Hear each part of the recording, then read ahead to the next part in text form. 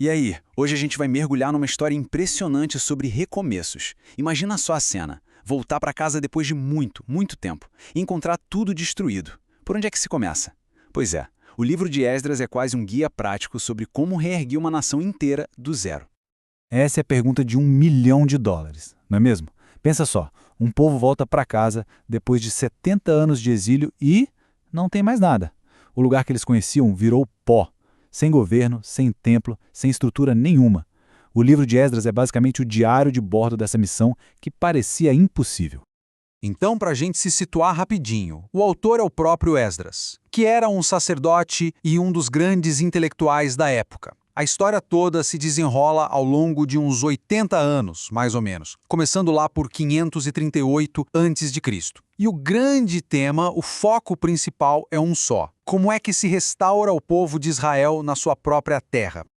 E a história já começa com uma baita reviravolta. Depois de décadas no exílio, o novo chefão do pedaço, o rei Ciro da Pérsia, faz uma coisa que ninguém, absolutamente ninguém, estava esperando. Ele basicamente vira e fala: olha, pessoal, vocês judeus estão livres para voltar para casa. E mais, eu quero que vocês reconstruam o templo de vocês em Jerusalém. Foi um sinal verde que caiu do céu.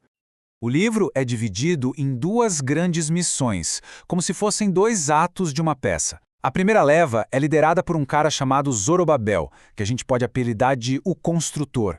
O foco dele era reerguer o templo, o coração físico da nação. E aí, décadas depois, vem a segunda missão, com Esdras, o professor, que queria reconstruir o coração espiritual do povo, sabe? Através da lei. Primeiro os tijolos, depois a alma. Vamos lá então, para a primeira missão. A galera estava super empolgada para voltar e reconstruir tudo, mas a realidade, como sempre, bateu forte. A tarefa ia ser bem mais complicada do que eles pensavam. No começo, o ritmo era alucinante.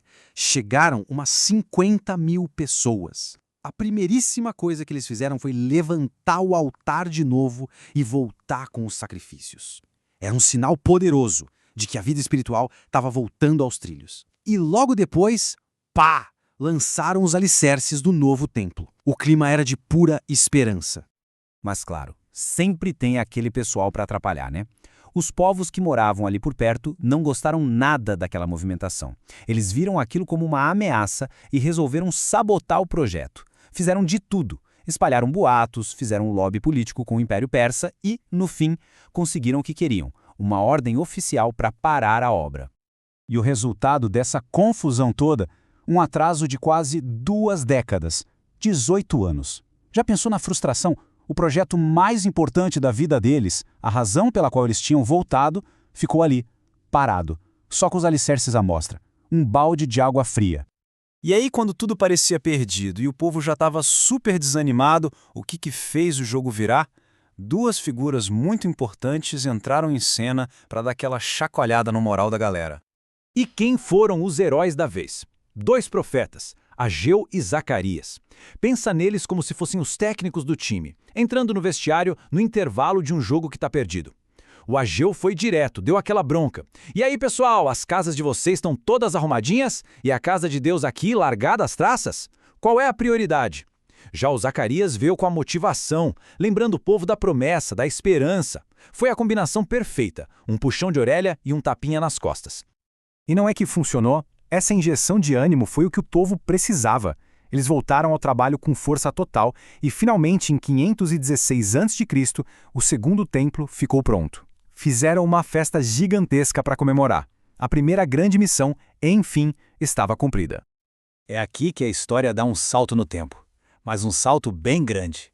O templo ficou pronto em 516, mas a narrativa só continua quase 60 anos depois, em 458, com a chegada de Esdras.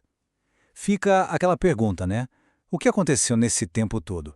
Pelo jeito, só ter um templo de pé não era suficiente. É nesse cenário que o nosso protagonista, Esdras, finalmente entra em cena. Ele chega em Jerusalém todo animado, esperando encontrar uma comunidade bem organizada em volta do templo. Mas o que ele encontra, na verdade, é uma crise completamente nova e talvez até mais grave. Mas afinal, quem era esse Esdras? Ele não era um sacerdote qualquer, não. O texto diz que ele era um escriba versado na lei. É como se ele fosse um doutor em teologia e direito E ainda por cima com uma autorização oficial do rei da Pérsia para reformar a sociedade judaica. Basicamente, o cara era a maior autoridade no assunto. E a cena que o Esdras encontra deixa ele de cabelo em pé. O templo estava lá, firme e forte, mas a identidade do povo estava se desfazendo. O pessoal, incluindo os líderes, estava se casando com gente das nações vizinhas. E para Esdras, isso era a receita do desastre. Era como cometer o mesmo erro que levou ao exílio. Essa mistura toda podia acabar em idolatria de novo e na perda total da identidade deles como povo. A resposta para essa crise foi, vamos dizer assim, radical. E sendo bem sincero, é uma solução que, para os nossos olhos de hoje, parece chocante, muito dura. Mas para a mentalidade daquela galera, naquela época, era vista como uma cirurgia de emergência para salvar a nação. O clímax emocional da história é quando Esdras se desespera, rasga as próprias roupas, se joga no chão e começa a orar em público, confessando os pecados em nome de todo mundo. A angústia dele era tão genuína, tão palpável, que contagiou a multidão. De repente, todo mundo sentiu o peso do erro e quis consertar as coisas. E a solução não veio no impulso, não. Foi um processo bem organizado, com 3 passos claros. Primeiro, a confissão pública. Todo mundo admitiu o erro junto. Segundo, um juramento coletivo. Fizeram um pacto de que iam mudar. E terceiro, a ação prática. Eles investigaram caso a caso para dissolver esses casamentos. Mas por que uma atitude tão extrema? Bom, dentro da lógica do livro, era uma questão de sobrevivência, sabe? A identidade de Israel era toda baseada num acordo, numa aliança única com Deus. Se misturar com outros povos significava quebrar esse acordo e, no fim das contas, desaparecer do mapa como nação. Era o medo de repetir a história que já tinha acabado mal uma vez.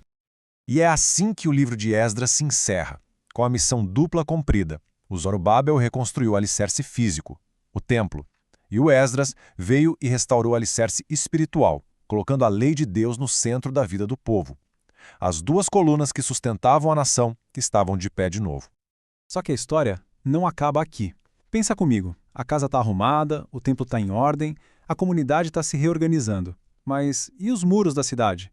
Jerusalém ainda estava vulnerável, sem proteção nenhuma contra ataques. Quem é que vai resolver esse pepino? Bom, essa pergunta é o gancho perfeito para a gente entender o próximo livro dessa saga. A história continua.